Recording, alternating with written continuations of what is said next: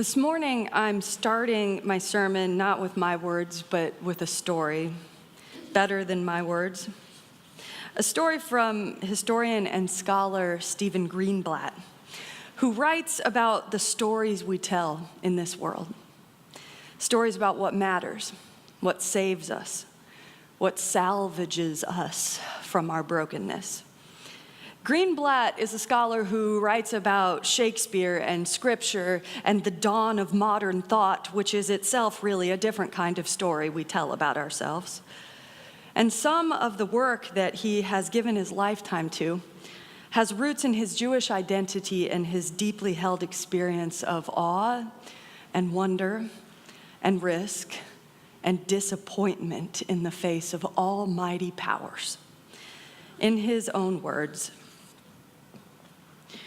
"When I was a child, my parents told me that during the priestly benediction that brings the Sabbath service to a close, we all had to bow our heads and keep our eyes down until the rabbi's solemn words came to an end. It was extremely important to do so," they said, "because in those precious moments, God passed above our heads, and no one who saw God face to face could live." I brooded on this proposition. To look into the face of the Lord, I reasoned, must be the most wonderful thing any human being could experience. Nothing I would see or do in all the years ahead of me would ever approach that one supreme vision which everyone warned me against. I reached a momentous decision. I would raise my eyes and I would see God for myself. It would be fatal, I understood. But the cost was scarcely too high. I did not dare to tell my parents of my determination, for I knew they would be distraught and try to dissuade me. I did not even tell my big brother Marty, since I feared he would reveal all. I would have to act alone. Several Saturdays passed before I could muster the courage. But finally, one morning, standing with my head bowed, I conquered my fear of death. Slowly, while the rabbi read the ancient blessings, I raised my eyes. The air above my head was completely empty. And I found that I was by no means alone in looking all around. Many of my fellow worshipers, it turns out, were glancing around, staring out the windows, looking at their watches, gesturing to friends, and mouthing friendly greetings. I was filled with outrage, thinking only one thing as I stared up at the empty air. I have been lied to. Imagine it. The courage of a little boy, told over and over again that holiness and protection and power was right there, flying like a mist above his head, lingering in the air, given form and shape and body through the ancient prayers of his people. Imagine trusting that image, that projected ideal of a power that is there and will always be there to hold you, to receive you, to see you, to help you make sense of the world.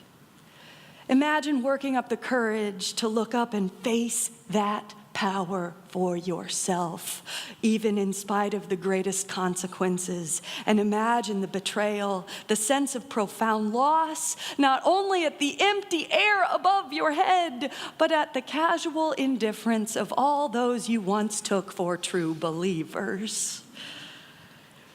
Perhaps you do not have to imagine these things at all, especially this week.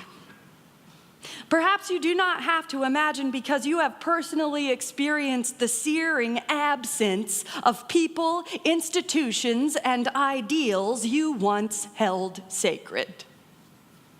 Perhaps you do not have to imagine what it feels like to be lied to, because you too have raised your eyes to behold mighty powers at work and looked around at your coworkers, your friends, your senators, your statesmen, only to realize how very few of them actually believed the tall tales they told you about truth, justice, or the American way in the first place.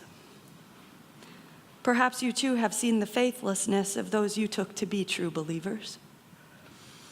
Now, in this sermon today, I was going to talk about this glorious moment when a true believer in a particular conception of God has that faith shaken to the core, only to find something new and beautiful birthed on the other side of sweet disbelief. This is kind of my whole theological stick. I have a whole lot to say about it, and I will get there in some other sermon, but not today.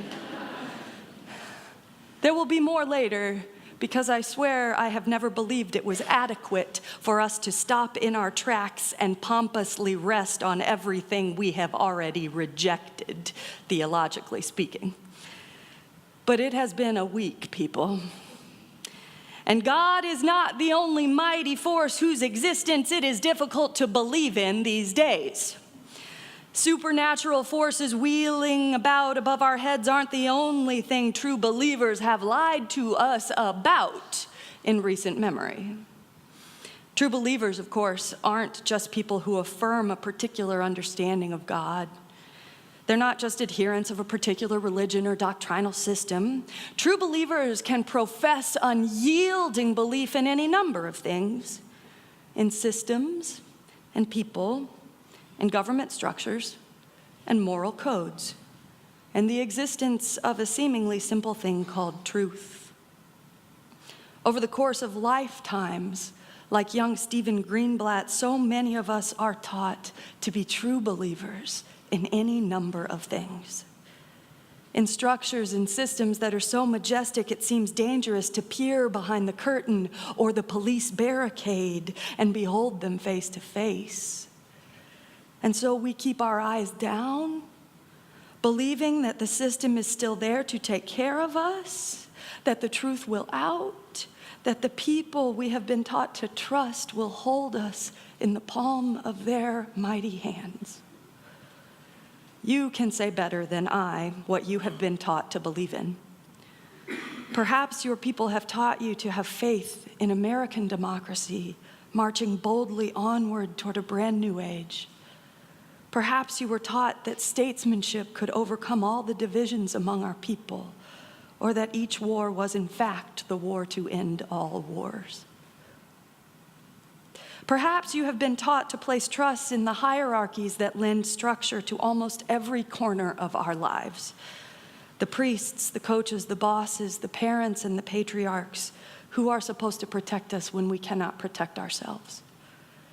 Maybe you have been taught the professional credos and can-do declarations of boardrooms and hallways of power and high school pep rallies.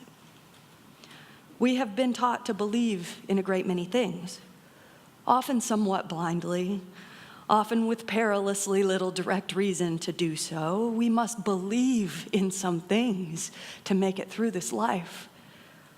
And when we believe in things, yes, even when we believe in things that are wholly worthy of our devotion, there still comes a time for every single one of us when we cannot take other people's word for it anymore, when we have to peer behind the curtain or focus our gaze at the air above us and the people around us and see what is there to be seen.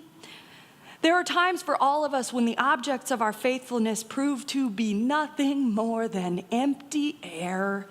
And what can one do when you are tricked, when you are deceived, when you are let down by the very powers that are meant to hold you and heal you and protect you? What can you do when you are face to face with the empty air above your head and the nonchalant inattention of all the true believers? What can you do but be angry? Greenblatt says he could only think one thing and one thing only in those moments as he stared into empty space. I have been lied to, he thought. And the memory of that is seared into his imagination. That childhood anger, that sense of betrayal is a part of his story, which is not to say it is the end of his story, which is not to say that the anger that happens after being let down by powers and principalities is the point.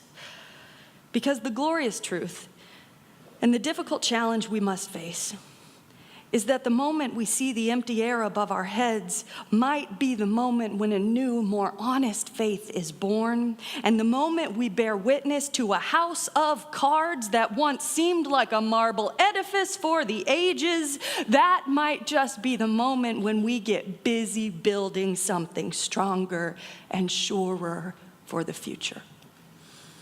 The moment when the system breaks down, when the ones who were supposed to be in charge fail us, when the old way cracks to make room for something new, that may be the moment when holiness itself reaches right down and touches us. Now, I don't know about you, but I have been something of a hot mess this week. I am pretty sure I ate up an entire month's worth of cell phone data on my package just watching CNN live streaming all day Thursday. And Friday, I got up really, really early. I put on an actual clerical collar and one of those black shirts that looks like a priest just so people would take me seriously.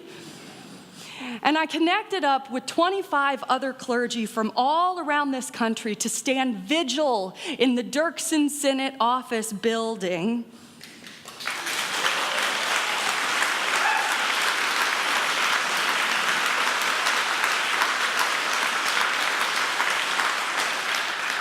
And I am no kind of brave because I was never at risk and I followed all the rules. I did everything I could do to go as close to the line of getting arrested and then dance right back.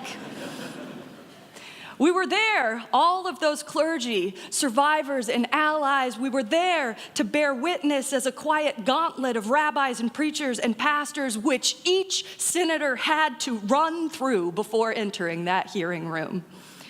We were there to make it clear that the choice before our elected officials of every position and every ideology and every party, that the choice before them was not just a political choice, but an unavoidably moral one. Early that morning, Senator Chuck Grassley scurried in and out of the hearing room on errands no one could name.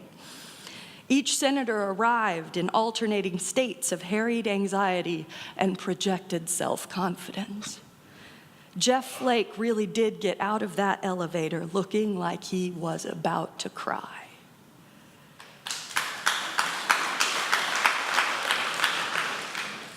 This is tearing our country apart, his fellow senator and friend Chris Coons would tell him later in that afternoon. And I would be lying if I said it didn't feel a little bit true to me. Just now it feels like the judiciary, and indeed the country that I thought I believed in, does not really exist. And yet, even though we have raised our eyes to the rafters of the houses of Congress and seen there more emptiness than attention, even though the most trusted and powerful institutions in this land are shaking under the effort to determine if truth even exists anymore, even though we are, as we speak, forming and reforming our understandings of what is acceptable behavior in this country, even in all of this, even when the structures have shown themselves to be so much empty air, I know and I believe that something new is being born. I believe, said the great reformer Martin Luther, God help my unbelief. Not since the 1970s have we seen such a sea change of demand and expectation of justice and equality for women. I was in high school once. I remember what it felt like to be scared. Some of you in the deepest, most painful places remember what it felt like to be torn apart. But so many of us, So many of you, we did not always have the courage to raise our eyes to the powers that be. The systems, the norms, the culture around us would strike us down surely, would crush what was left of our own hearts. And the old gods of power and patriarchy survived even in our own minds, even though they were made of nothing but air and privilege. But the old gods are wavering underneath our steady gaze now. Time's up, we have said. With the closest thing to a unified voice our culture has mustered in 50 years, time is up. And once the old gods and the old ways and the old structures are gone or wavering, we, of every party and every identity, we are the ones who will author a new way. We are the ones who will fill the air above our heads, not with emptiness, but with singing. We are the ones who will tell new stories when the tales the true believers fed us prove to be false. We are the ones who will decide what norms will define our society, what truths we will lift up, and yes, when it comes right down to it, we are the ones who will decide what gods we will worship. As Ralph Waldo Emerson once said, "The gods we worship write their names on our faces. Be sure of that." A person will worship something, have no doubt about that either. We may think our tribute is paid in secret in the dark recesses of our hearts, but it will out. That which dominates our imaginations and our thoughts will determine our lives and our character, he said. Therefore, it behooves us to be careful what we worship, for what we worship, we are becoming. You see, the thing is, the old story says that God made us in God's own image, and by extension, the powers we lift up in this world create us in their own image as well. Patriarchy makes us in its own image. Racism makes us in its own image. The raising up of privilege above all else shapes our culture toward its own idea of what is worthy and who is of worth. But that is not the end of the story. It is not the end of the story any more than the empty air above your head is the end of your spiritual journey, because you see a whole new faith is born when we see this power to create goes not one way but both ways. It is not just the powers and principalities of this world that make us in their own image. We are the meaning makers. We are the theologians. We are the ones composed of infinite connections. We are the ones with the power to create what is worthy of our devotion in this world. As Spinoza put it, God made man in his own image, and man has returned the favor. We choose what we worship. We choose what we lift up in our spiritual lives and in our society at large. We make the images we choose to project of the holy. We are shaped by the prayers we pray. We create the very substance that fills the air above our heads.